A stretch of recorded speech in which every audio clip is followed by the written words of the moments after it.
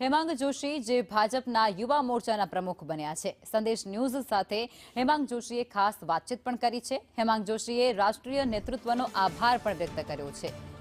વિકસિત ભારતનું સ્વપ્ન સાકાર કરવાના કામ કરીશું તેવું તેમનું કહેવું છે। વધુમાં તેઓએ કહ્યું કે તમામ કાર્યકર્તાઓ સાથે મળીને કામ કરતા રહીશું।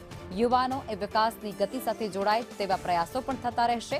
હેમાંગ જોશી જે વડોદરાથી સાંસદ પણ છે અને તેમના દ્વારા સંદેશ ન્યૂઝ સાથે ખાસ વાતચીત પણ કરવામાં આવી છે, જેમાં તેમના દ્વારા જે વિકસિત ભારતનું એક સ્વપ્ન જોવામાં આવ્યું છે તેને લઈ અને સતત કાર્યરત રહેવાનું આશ્વાસન આપવામાં આવ્યું છે।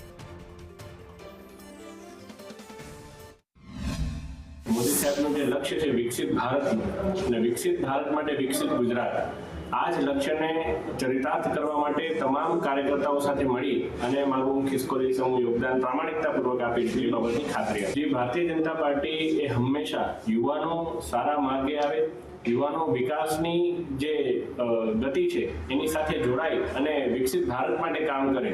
આ વિચાર કરો, મોદી સાહેબનું વડાપ્રધાન બન્યા એ પહેલા બ્રેઇન ડ્રેઇન હતું અને એ જ્યારે તેઓ આવ્યા ત્યારબાદ બ્રેઇન ગેઇનથી